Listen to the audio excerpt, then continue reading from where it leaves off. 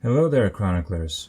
Today we're going to see the story of the mythological events preceding the Titan-Olympian War. But before the war started, plenty of things happened, which are worth noting. So after Gaia's deal with Kronos, and Gaia having her youngest son cut off her own husband's pee-pee, Kronos became king of the universe, but he reneged on his deal with his mother and did not free all of her children, preferring only to free his other Titan siblings. So after overthrowing his father Uranus from his celestial throne, Kronos initiated his reign over the cosmos as supreme leader of the universe in a very different way. Interestingly enough, during his reign, Kronos actually provided for a type of golden age over many of the beings that lived in the universe, including humanity. Kronos presided over an eternal spring that provided abundance and infinite prosperity, especially for humans and their farms. The very concept of necessity did not make sense in this era. However, for the gods and other deities and supernatural beings, this time was not so peaceful as it was for human beings. Kronos had become a ruler as tyrannical as his own father. Since he was the strongest of the Titans, he could enforce his will over the other deities. The first thing he did when he began his reign was to choose Rhea as his wife, Rhea being the goddess of maternity. In this period, he saw that it would not be a very good idea to play with prophecies and curses given to him by his mother, since she had promised a similar fate would fall upon him as it did upon his own father Uranus. Kronos, understandably, was very terrified of having children, though his brothers and sisters had plenty of their own children, such as Kronos' brother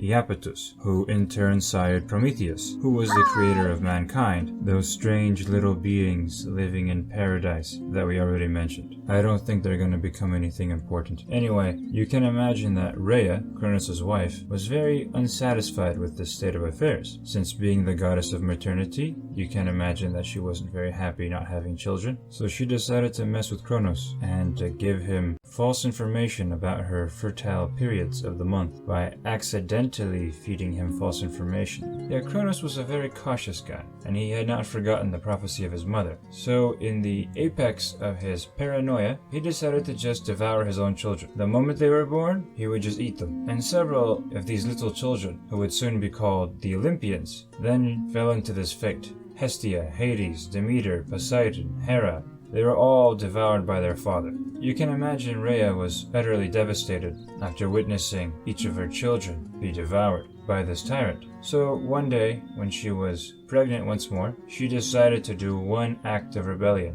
which would change the course of the history of the cosmos. She decided to serve Kronos, not his own child, but a rock.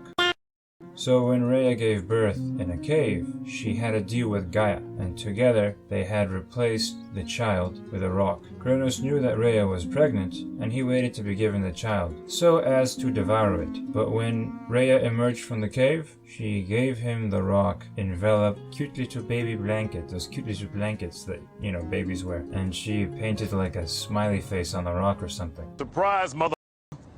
And I know that sounds weird, like, oh, Kronos is stupid, he just ate a rock with a smiley face. But I mean, he's seen crazier things come out of these divine women, right? Monsters with 100 hands and 100 legs. Pretty sure just like, oh, okay, a rock with a smiley face came out of my wife, that's my son, that's just something that happens apparently. In his position, that's what I would have concluded. Anything can come out of these divine women, right? They're like a box of chocolates. You never know what you're gonna get.